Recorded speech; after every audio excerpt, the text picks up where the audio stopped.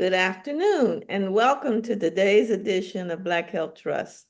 We are so happy that you stole away from all of your holiday festivities and are spending some time with us this afternoon.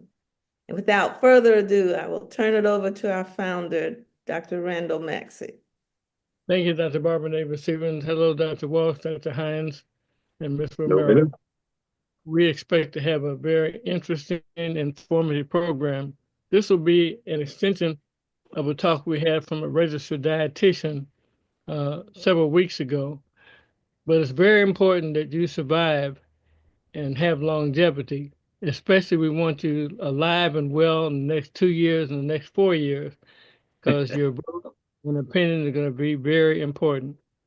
So the four of us are going to participate in a set of slide narration that I want to talk about.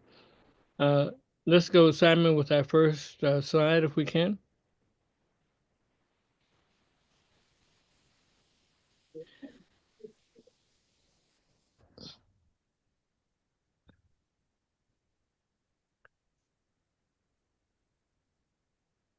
Tell me when it's up.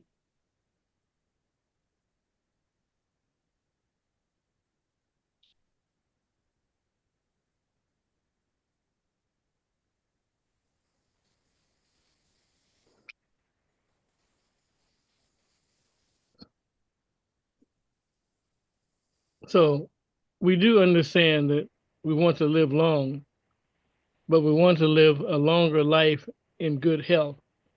I took care of a 107-year-old man a few months ago. He was a veteran. He was a paratrooper in World War II. He retired from the Army and became a parajumper for the firefighters in California, but he didn't know which way was up.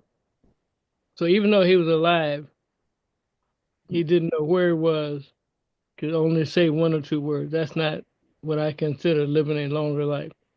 So we want to have a better life when you live long, with mental and physical wellness, and also the ability to be active and independent.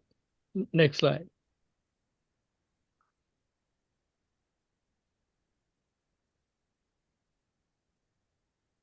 So Dr. Walsh, would you handle the first slide?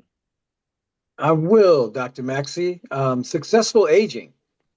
The term successful aging is used to identify older individuals who are free from chronic disease and continue to function well into old age, both physically and cognitively. The term essentially healthy identifies those with no acute disease, no recent history of cancer, and well-controlled chronic disease. Exceptionally healthy identifies older adults who take no medications, have no chronic disease, are normotensive or have a normal blood pressure, and have a normal body weight. Psychosocial and genetic factors contribute to successful aging as well as longevity. Next slide, please.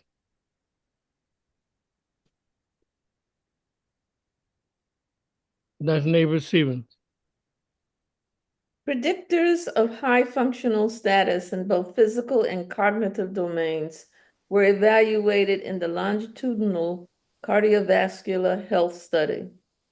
In this study, they followed 1,677 participants for 14 years. The study participants had a median age of 85 years with a range between 77 years to 102 years. Although all participants showed functional decline over time, 53% remained functionally intact, and this group had a higher baseline health profile and lower vascular disease risk. Greater physical impairment was found in women and in those with greater weight. Cardiovascular disease and hypertension were predictors for both cognitive and physical impairments. On these first two slides, we have any thoughts about those first two slides that you and Dr. Walsh presented? But the thing I picked up, if you have cardiovascular risk factors, high blood pressure, that will affect your cognition and survival, but also your weight. We're just working up to what's going on with longevity. Let's go to the next slide. Well, oh, go ahead, Dr. Hines. I just had a question, because were we implying that the presence of cardiovascular disease or uncontrolled hypertension or uncontrolled cardiovascular disease? The presence of, not just uncontrolled, but it's been shown that if your blood pressure is 120 over 80, that's good. If your blood pressure is 150 over 90, that's not good. So it doesn't have to be more morbidly uncontrolled, but just over the range of survival. That leads you to have more strokes, more cognitive disability in the long run. I think it'll be clear as we go further. And with that being said, why don't you take the next slide? Certainly. So longitudinal study, I think we were on, and this longitudinal study of nearly 6,000 British civil service employees, they were followed for 17 years, and successful aging was identified in 12.8% of men and 14.6% of women at follow-up. The strongest predictor of successful aging was socioeconomic status at midlife.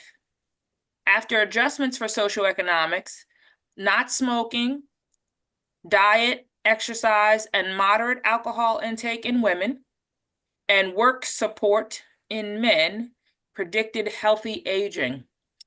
Anybody what do we think work support means?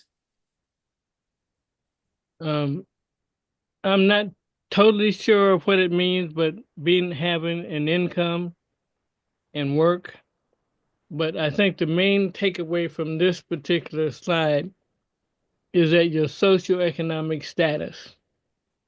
And I believe that would have to do with your mental health, as well as your ability to eat healthy, etc., and adjust yourself.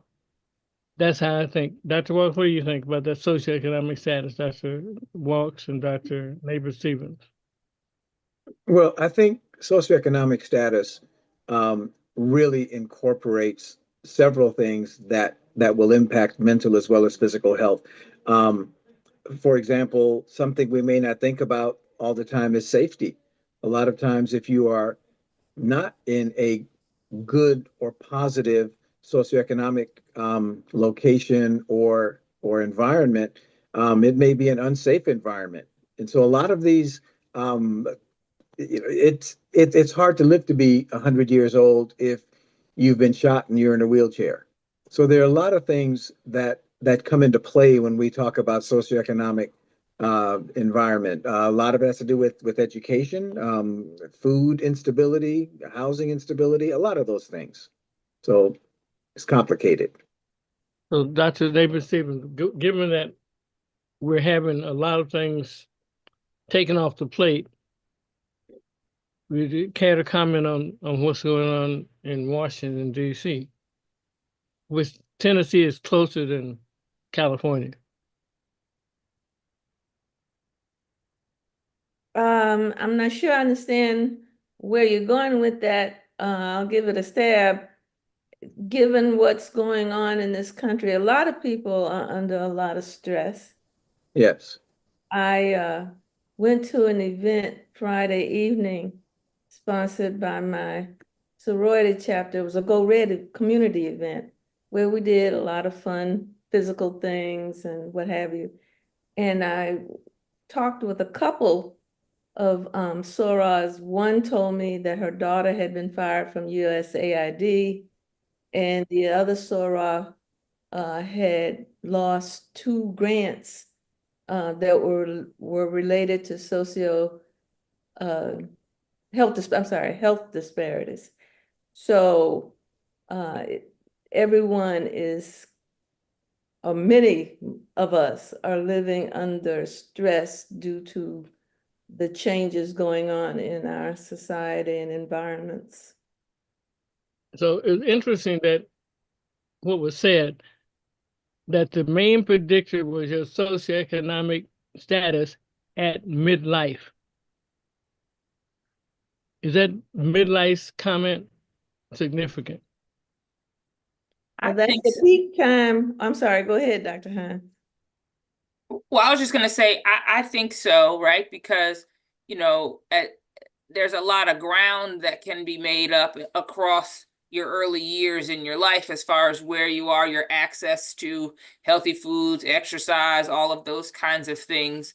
And if by midlife you haven't gotten to a place where you're making some of those changes or have access to some of those things, the likelihood that you're going to have them later is greatly reduced. Versus, while certainly the input on in childhood, from low socioeconomic status and the social determinants and things like that that feed into that obviously are going to change the trajectory of your, we'll just say, line, right? Like your health line. But where you are in midlife is going to affect where you are in your age, how you age, where you age, what are you going to have access to, the care that you'll have access to when you really kind of need that. In addition to what you were just saying about some of the changes that are happening related to work stress, what work support means in British English, at least according to my very quick lookup, it is a variety of services that help people find and keep jobs, or that help people with disabilities or health conditions work. And if you think about how the societal value that we associate between men and work, and their ability to work, it's probably not terribly surprising that the access to work has some effect on how well you successfully age. So one of the things I'm cognizant of 20 or 30 years ago, well, they took away land, they had riots, they had the massacres that occurred in Tulsa, Oklahoma. So I think now it's more subtle in that they understand now you don't have to have a riot, you don't have to murder people, just take away their social determinants of health, and that will start to destroy them as people. And I think that's what's going on in terms of warfare. Uh, Dr. Hines, would you take the next two slides? I think they're related. Sure. Aging. Aging is the time-related deterioration of the physiological functions necessary for survival and reproduction. The phenotypic or body changes of senescence, of getting older, right? The body changes that happen when you get older, which affect all members of the species, are not to be confused with diseases of senescence, such as, and senescence meaning, diseases that happen as you get older.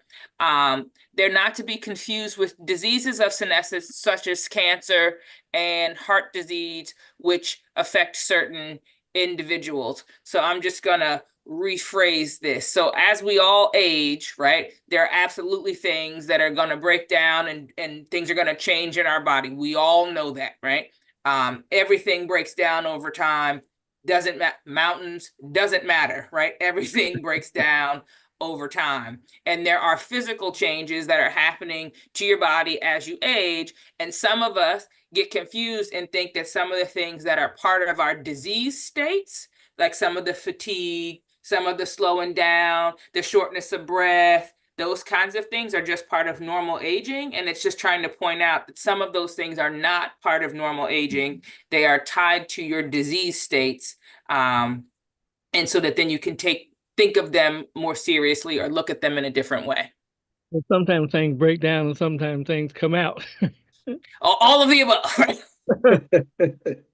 Let's go to Especially as a primary care provider, I would see that a lot, right? There are a lot of people because, and it's fair, right? Because no one's ever been the age they are today before, right? So there are a lot of people who think that some of the things that are ailing them, some of their aches and pains, some of their, like I said, their fatigue, their forgetfulness, their pains are just part of normal aging because I'm just getting older.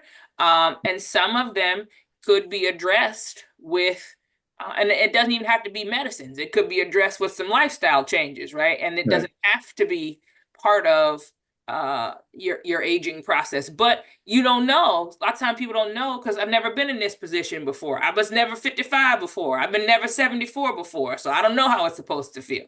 And we hear a lot of complaining about people's body. People love to complain about their bodies when they get older, right? We have whole parties around this when we all sit around in circles and talk about our ailments. And it doesn't start that way, but oh, who takes that pill? And your knees hurt too, and all that stuff. So it's very easy to think that all of that is normal. Okay, so Dr. Stevens, being a pediatrician, would you start with the next line? Sure. And having gone to Harvard, and whose husband is named Harvard, right? Correct. Exploring how individuals, from athletes to entrepreneurs, have navigated the challenges of aging and the habits that can help others age strong. Staying healthy isn't just about how old you get, it's about how you get old. That's according to emerging research by Dr. Snyder, a geneticist at Stanford University School of Medicine. Snyder and his team have discovered what he calls the body's agiotypes, specific ways in which certain people age. People with different agiotypes grow differently over the course of their lifetimes, experiencing aging according to distinct patterns. These create very distinct profiles, which can tell someone an enormous amount about how their body will change over time. If you don't mind, take the next one too. There are 4 agiotypes. The first is the body ages at different rates, a phenomenon that doctors call biological versus chronological age. Take a chronologically 45-year-old individual, for example, with a biological 55-year-old liver, but biologically 35-year-old skin. This would mean that although the person had recently celebrated their 45th birthday, their liver more closely resembled that of a median 55-year-old, while their skin resembled that of a median 35-year-old. These effects are often the result of lifestyle choices by the individual. It's how doctors note the aging effect that cigarettes have on a smoker's lungs, or the effect of weight issues on the heart. However, the agiotype insight is that everyone is also predisposed to biologically aging in different ways. Someone's agiotype defines how they will get older, with parts of their body aging faster or more slowly than others. Well, thank you. So I know that everybody has a different kind of car. Dr. Walks has an electric car. I've got a gas car. But different parts, the tires may break down before the brakes. So our bodies are the same. They have different ages for different organ systems. Dr. Walks, will you take the next one? Sure. The 4 agiotypes. Snyder's team has identified 4 distinct agiotypes. Metabolic agers, or people whose immune systems age fastest, immune agers, kidney agers, and liver agers. A classic immune ager, for example, might be chronologically 40, with the immune system of a 42-year-old and a metabolism that is biologically 32. This person would likely remain more slender in old age, but would also be increasingly prone to immunocompromise and related conditions over the course of their life.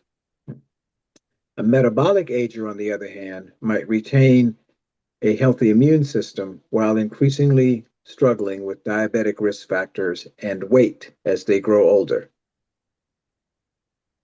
The So, next so slide Dr. is Maxey, that means it's not the French fries that I'm eating. I'm a metabolic ager. don't say it yet. You got a couple more slides to go. Okay, all right. The lines. This research is still ongoing around the 4 types. For example, cardiovascular aging in particular is a subject of ongoing study. It's also important to note that individuals can age in multiple different ways and will typically have a combination of agiotypes to varying degrees. A primarily nephrotic ager or kidney ager, for example, may also have a partial hepatic agiotype or liver agiotype, meaning their kidney functions are likely to age fastest, but their liver may develop a bit faster than the median. Other individuals may have a mix of agiotypes without a single dominant pattern. It is highly individualized and highly specific. Okay, so the concept here again that not only do we age in general, but our systems inside our body, our organ systems, have different rates of senescence. Is that what we all understand? Agree with that? Yes. Yes. Okay. So the next slide is a list of low cholesterol dietary choices. I want to speak a bit about our dietary choices and get into some detail on those. We go to the next slide, Simon. This is okay. So food with a very low cholesterol includes beans and lentils, vegetables, fruits, tofu, low fat or fat-free dairy and products, olive oil, avocado oil, and white whole grain. But let's talk about what the best diets are. Dr. Neighbor Stevens, you're the cook in the group, right? Well, I can't speak for the rest of the group except you. I know I'm a better cook than you are. You're pugnacious today. So don't mess with me. Okay, so you asked me what would I consider the best or a good healthy diet? Well, I'll label it best, but you can talk about it. Go to the next slide.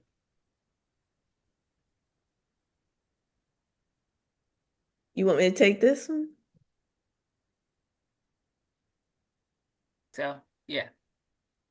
Best diet number 1. The best diet for longevity is one that includes plenty of fruits, nuts, and legumes, vegetables, and whole grains. Foods to limit or to avoid for longevity include those high in added sugar, saturated fat, and sodium. Keep in mind that exercise, in addition to a healthy diet, is important for life expectancy. Genetics plays a role in life expectancy, but lifestyle is a more significant factor. Nutrition is a big piece of the puzzle. Some evidence suggests that 25% of one's longevity is determined by genetics, and the rest is influenced by lifestyle. So what I would say to make this a more concrete discussion is when we talk about best diets, most of the studies are now suggesting that diets that are constructed around the elements in bullet point number 1, such as the Mediterranean diet, are diets that one should consider seriously. Vegetarian diets are also high on the list as far as best diets to consume, as long as you avoid some of the things that were mentioned in bullet 2. Okay. Dr. Wolf, do you take next slide? The Sure. Barbara introduced. How diet impacts longevity. Research has shown that a diet rich in fruit, nuts, and legumes vegetables, and whole grains is linked to a lower risk of early death. In a That's study, what it sounds like. This is what we've been talking about for 5 years.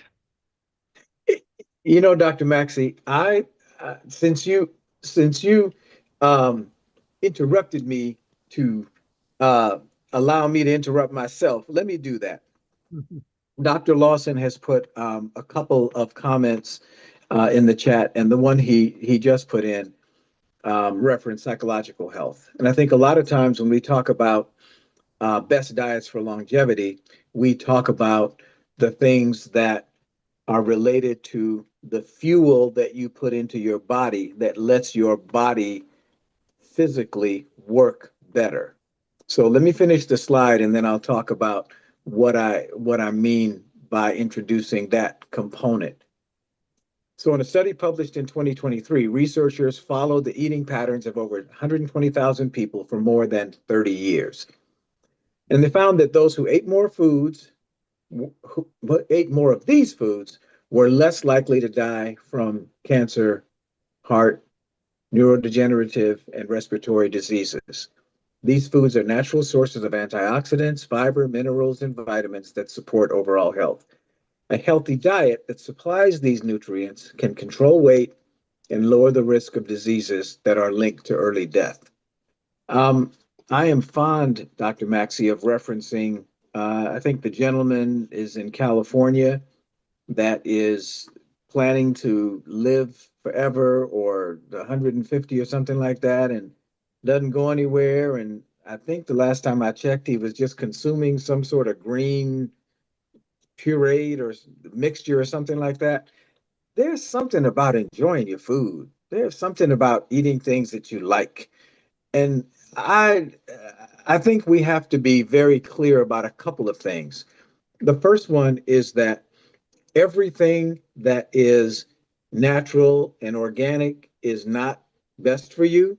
Um, I think we had some commentary a few weeks ago about how raw milk had more nutrients than pasteurized milk. But I think someone named Dr. Maxey said that he had a bad experience with raw milk. And then I read in the medical news recently that cow udders are a very high source of bird flu.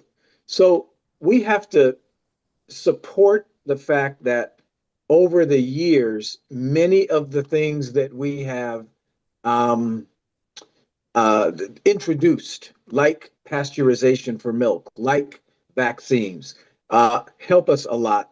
And many of the things that taste really good, like Jamocha almond fudge ice cream, I gotta have some of that once in a while. I don't want to live to be 120, but don't have any Jamocha almond fudge ice cream, Dr. Maxey. I agree with you. I agree with you. I think that gets back to the point that you made in the very beginning, right? Like there's years of life, right? And then am I enjoying this life, right? And I think that's what we're like we were saying, if I live to be 107, but I'm not actually enjoying it, am I still winning? In some ways, yes, but in some ways, no. And if, to your point, if I have to just do, if I can't engage with my world, or I can only have, green, whatever that you're referring to, right, forever and ever, is that worth it? Everybody's going to choose something different. And I think especially right now where I feel like there's this inundation of, this is healthy, this is not healthy. Oh, did you know there's toxins in it? Like everywhere you turn, even the foods that 2 days ago, that was healthy for me. And now you're like, no, you can't, you're not supposed to eat that either. It can be very trying to try to figure out how to do the right thing from a dietary perspective. But I think as Dr. Neighbor Stevens speaks to on a regular basis about common sense, there's nothing in that prior slide in bullet 1 about eat fruits, vegetables, nuts, legumes, and whatever whole grains that is new information, right? Like that has been and just because you stick a name on it, we've known that for some time, right? We've known for a long time what healthy foods When in I general look like. Dr. Waltz earlier, the point I was making that we've been saying the same thing for the past 5 years. Right.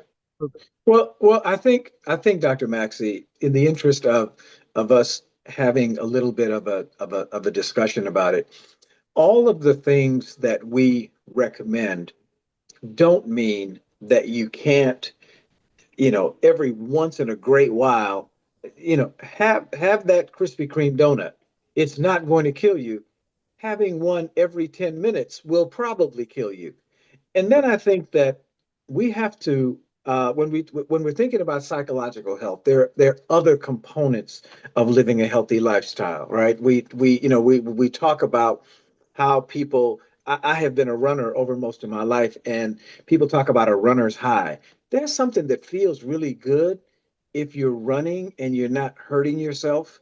That and people who exercise regularly feel better when they exercise. And so I think that instead of talking only about the benefits of doing things because they will lower your risk of diabetes if you exercise, well, that'll happen. But if you exercise, you'll also feel good.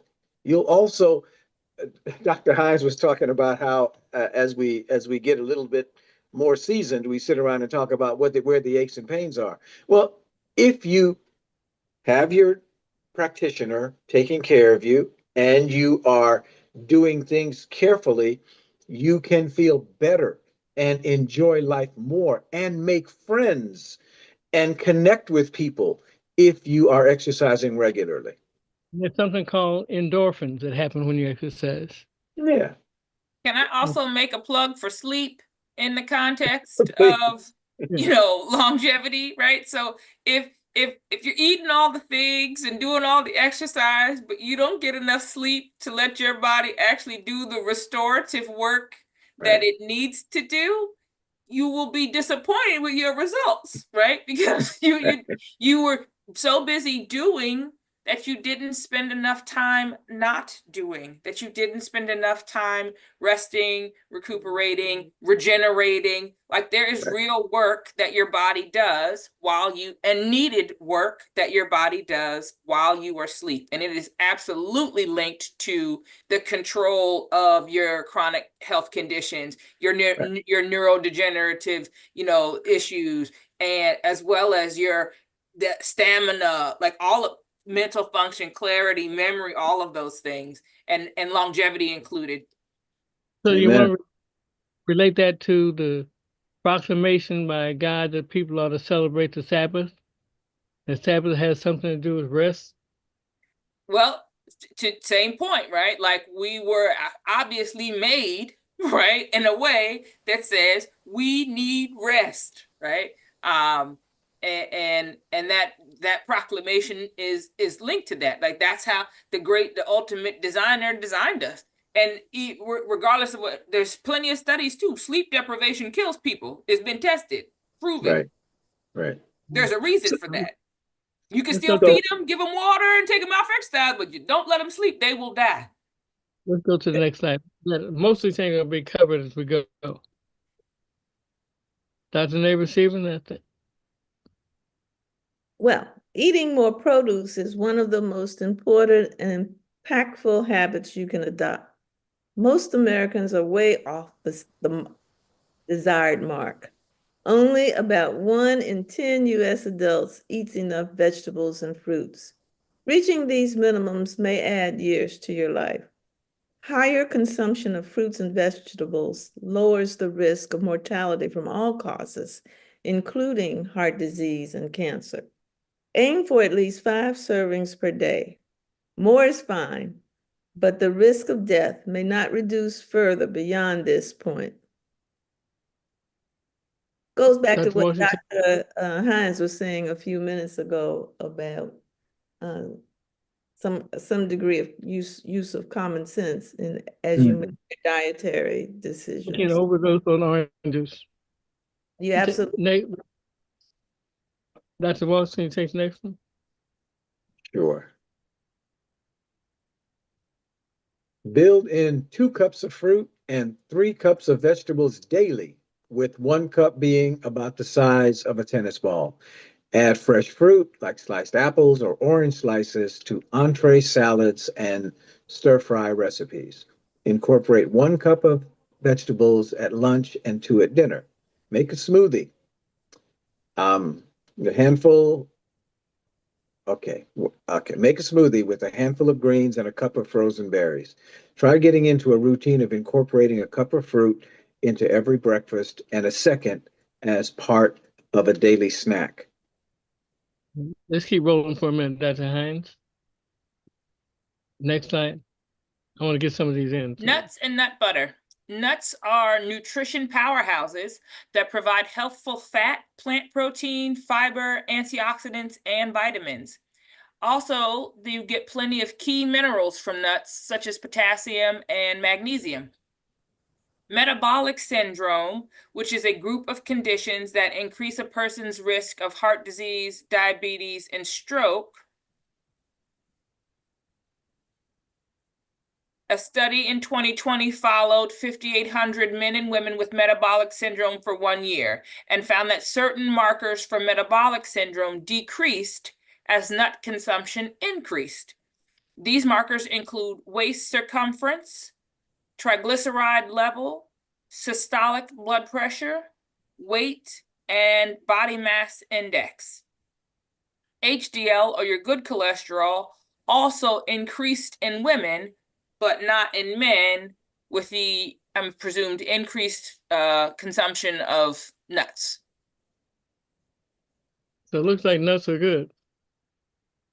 All right, let's go to the next slide. I want to get to we're gonna have a larger discussion.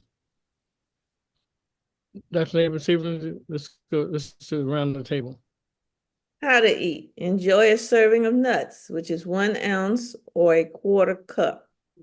2 tablespoons of a nut butter also counts as a serving. You can enjoy nuts or nut butter as is, or add your nuts to salads, cook vegetables, and stir-fry recipes. Bake with nut flours, or use them in pancakes.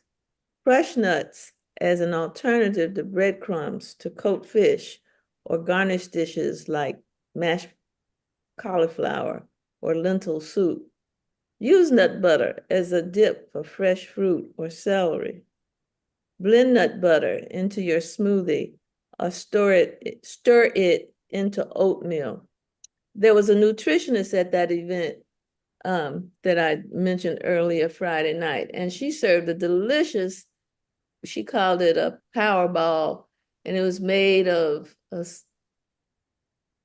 peanut butter, oatmeal, uncooked oatmeal, raisins, and peanuts, and honey. And she mixed it all up and formed balls, and they were absolutely delicious. Excellent. You mind taking the next one, Dr. Neighbor, too? Meat-free meals. This is one that I am struggling with personally. You can build plant-based meals into your eating routine more than 1 day a week for longevity. Vegetarian diets are associated with significantly lower levels of heart disease risk factors. A study in 2022 looked at how food choices affect life expectancy. Researchers determined that the largest gains in longevity could be made by reducing red and processed meat intake. What do you take issue with? What do I what? What do you take issue with? You said Well, I'm you not took. taking issue with it. I'm saying I'm struggling with it. I am a diehard meat eater. And really, since we've been doing Black Health Trust, I really have been attempting to markedly decrease my meat consumption. And I have decreased it. I don't know if I'll get to the point of being a vegetarian, but I have markedly decreased my meat consumption. You still haven't sent me a meatloaf yet. I don't make it often anymore.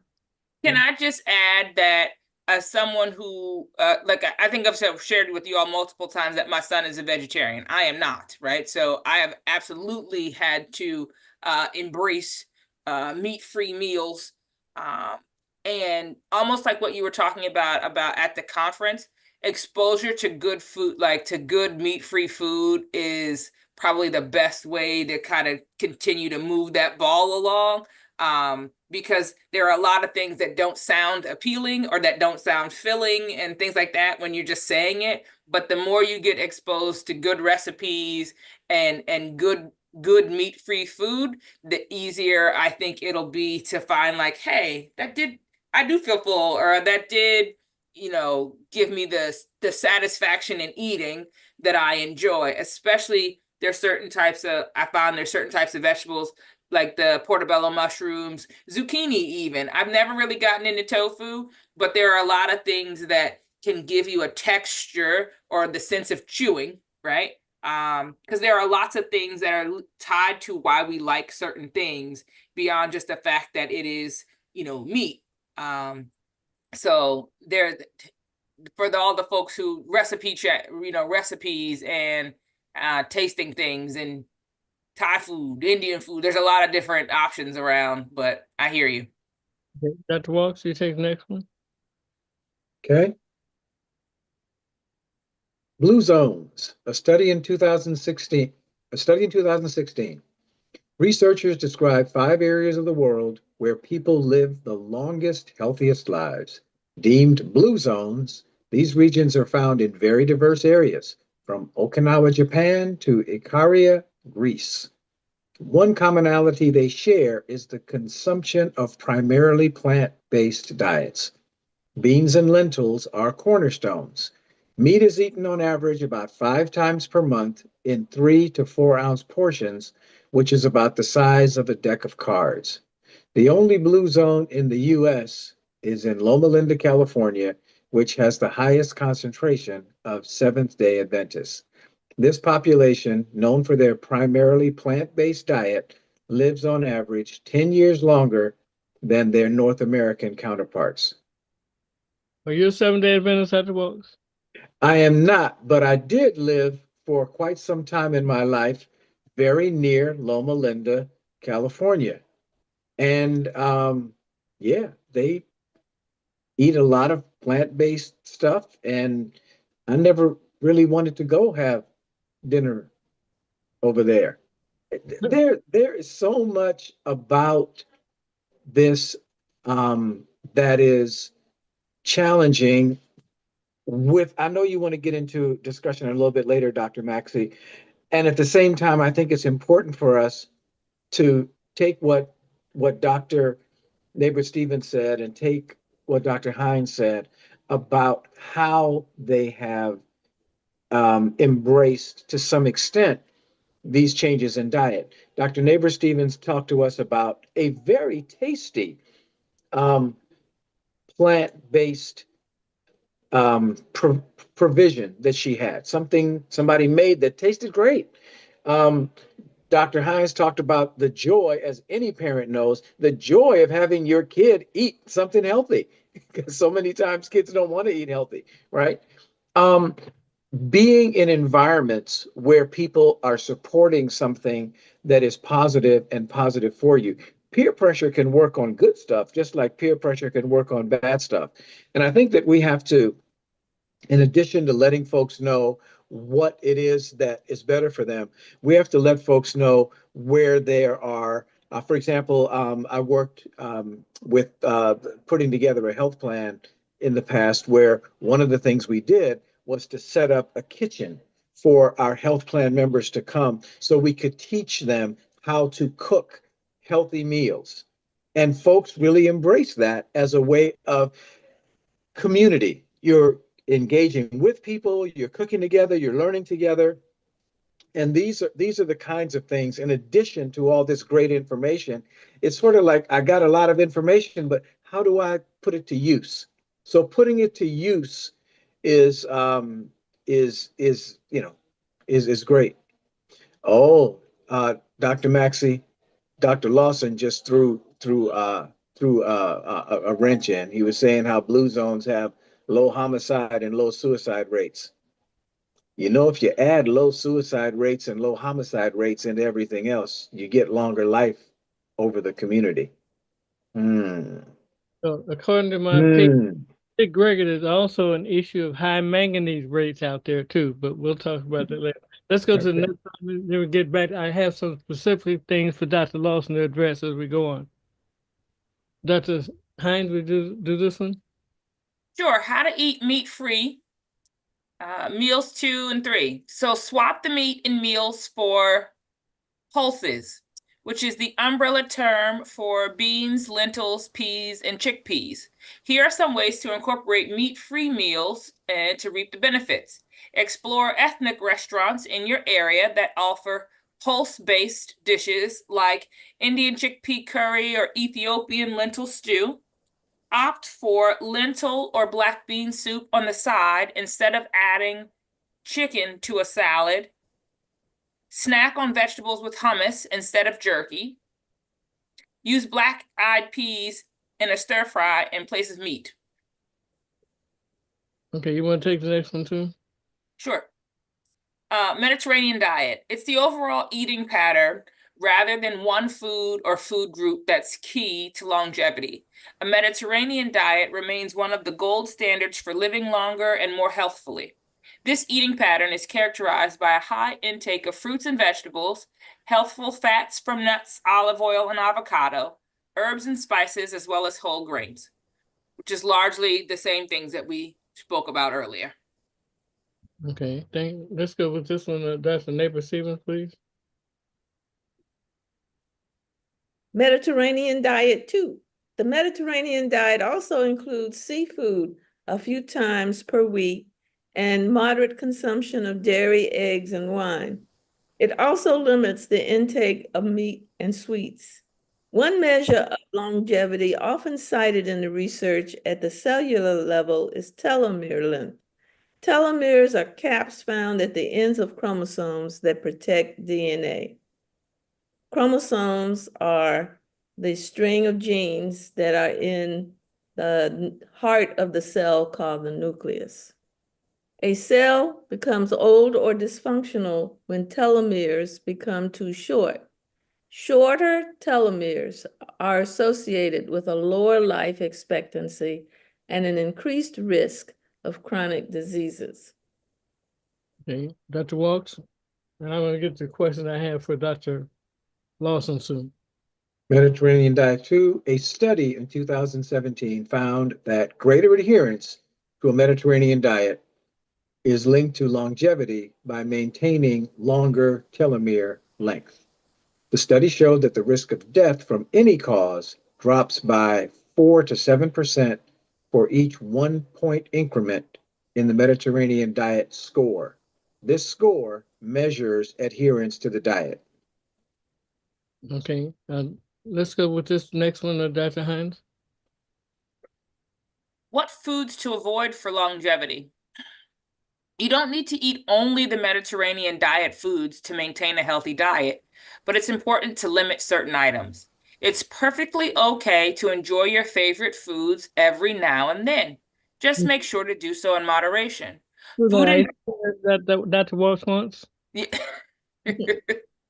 Food and drinks to limit or avoid for longevity include added sugars such as cakes, candies, cookies, ice cream, and soda, alcohol, high sodium foods, saturated fats, butters, cheese, palm and coconut oils, processed foods, and red meat. Okay, Dr. David Stevens. Environmental or genetic factors. Environmental factors are likely to interact with genetics. In Italy, the ratio of female to male centenarians is quite variable, ranging from 2.1 in Sardinia to 7.1 in northern Italy, suggesting a gene-environment interaction. Okinawa, Japan has the highest concentration of centenarians in the world. The longevity there has been attributed to a caloric restriction with optimal nutrition diet, similar to diets that increase longevity by 50% in mice and rats. A genetic component is also possible based on family studies of Okinawan centenarians. Extreme female longevity may be less dependent on genetics than male longevity and more related to a healthier lifestyle and more favorable environmental conditions. Okay, takeaway points of some of this: that consuming of protective foods described, including fruits, vegetables, and more, can support longevity. We want you to reach for apples with almond butter in place of cookies and replace sodas with green tea. They say also use green tea when you make soup, put it in there. I haven't tried that yet. It's also important to remember that it's perfectly okay to enjoy a sweet treat every now and then in moderation, limiting the added sugar and processed foods such as bacon and sausage and alcohol. And also, you should focus on eating when you eat out, and you'll naturally have a better intake of foods to avoid. The consistency is the main thing you have to do. A long haul diet supports a long, healthy life. And this one, I'm getting to Dr. Lawson here. There's something called heart rate variability. And heart rate variability means that if you have a good heart rate variability, your body can respond to emergencies. You can walk longer, run longer, etc., and do the things that it takes to do physical activity. If you have a low heart variability, it means you don't have a reserve of activity. So therefore, if you get sick or get ill, you're more likely to die. But a major part of this, and this is for Dr. Lawson, if you take care of your mind, your mental health, it's a vital part of your body. And this does affect your heart rate variability and your reserve of strength. Dr. Lawson, would you care to comment on some of this slide?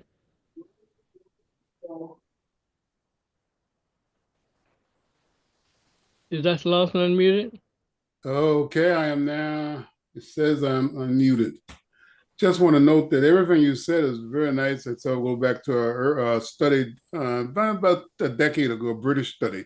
We looked at a number of factors, diet and everything else, and several families that had high rates of depression. They didn't live as long as anyone else. The bottom line was that depression in and of itself is a major factor that contributes to reduced longevity. Now, we don't know if it's genetic factors, environmental factors, whatever. We just know that people with chronic depression do not live as long as everyone else. There's now been more recent studies showing that pretty much most mental disorders, if untreated, is associated with shortened lifespan. Worse with bipolar disorder, schizophrenia, but also there's a recent study out again showing that people who have attentional deficit disorder do not live as long as everyone else. So a major thing is that these are relatively significant mental disorders, which, by the way, it's very difficult to prevent, are a significant component in terms of longevity. How this ties into diet is probably very complex. We know that depression depends on activity of the serotonin. We know that we can induce depression by putting someone on a low serotonin diet, but it's not very practical in terms of folks with complex diets like the US. Point is, I can make you depressed, but put you on a low serotonin diet, but it's tough. Same with low tyrosine diet as well. So many of these dietary factors interact with mental disorders, and just don't know the extent to which some of these outcomes is related to these folks having major depression, other mental disorders.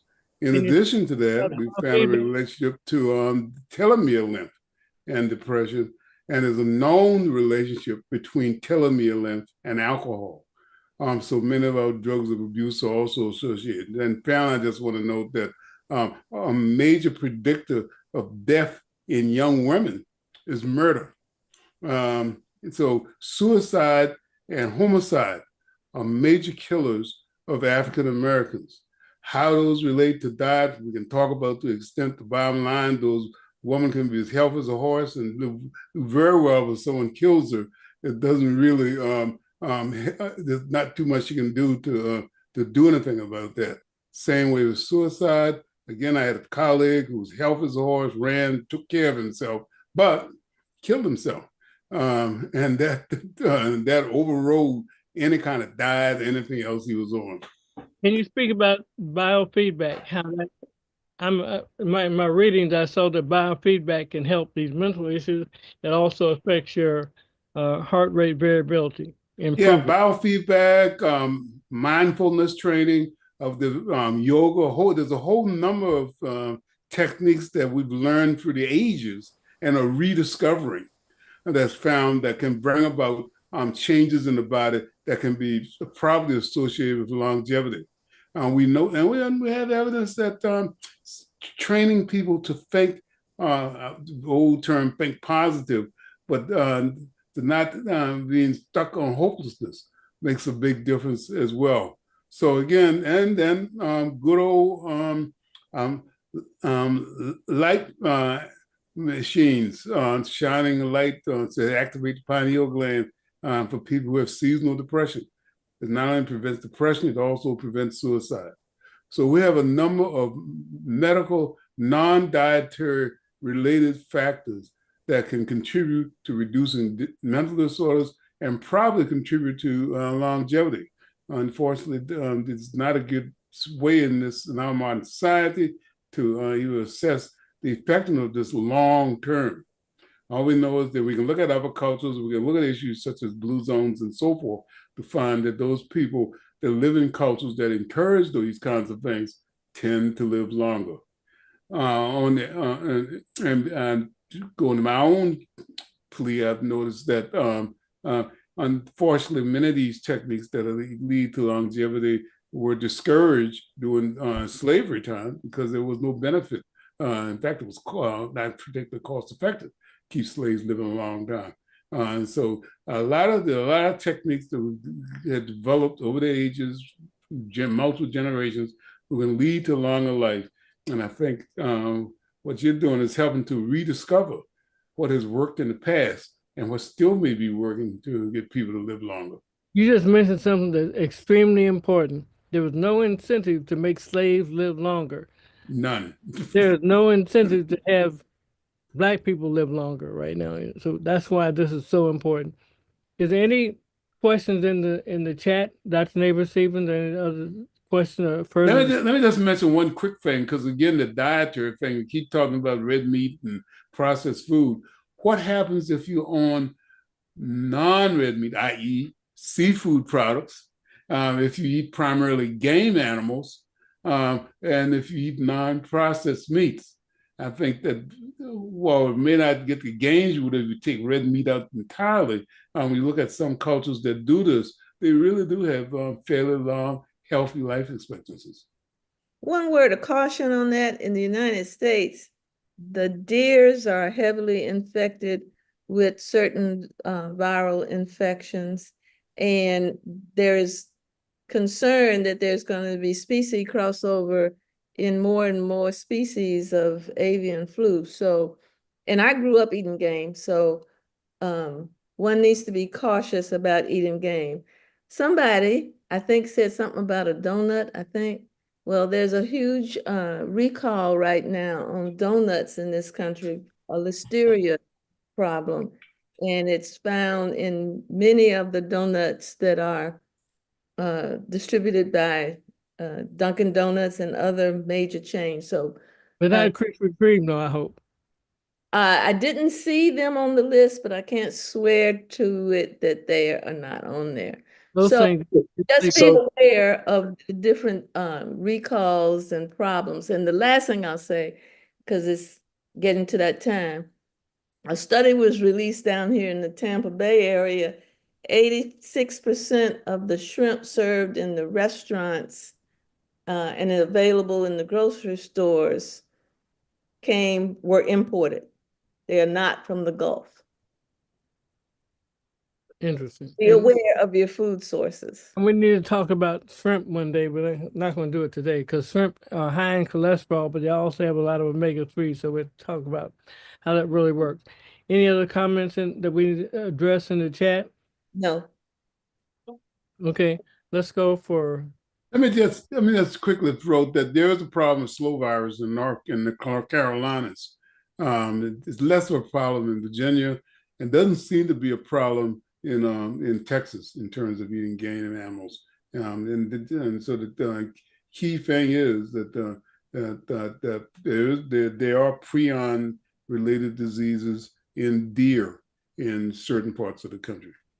So we are well past the hour, and the reason I'm bringing it up is because if you all continue, you will let me know that there's nothing that I can eat.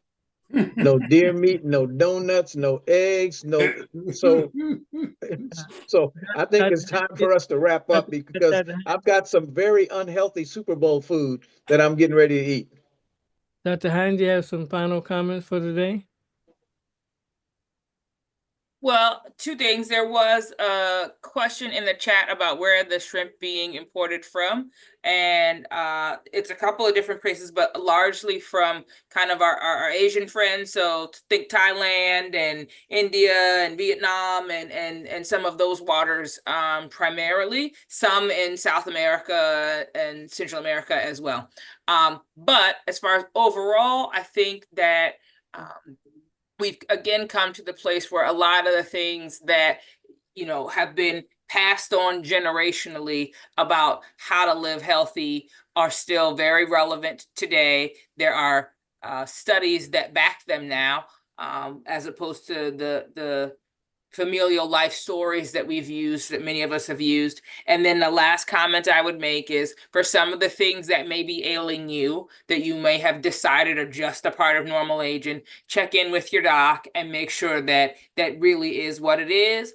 And because there may be some things, not necessarily medicinal, right, that you can do, like lifestyle things and other things like that, that you can do to maybe feel better as you go on your life's journey. Thank you, Dr. Hines. Dr. Walks? I think that we one of the things we do on Black Health Trust that I think is helpful is that we tend to look comprehensively at things. And this whole issue of diet, and we talk about blue zones, and everybody talks about how folks live longer in Loma Linda, California, or in Okinawa, Japan.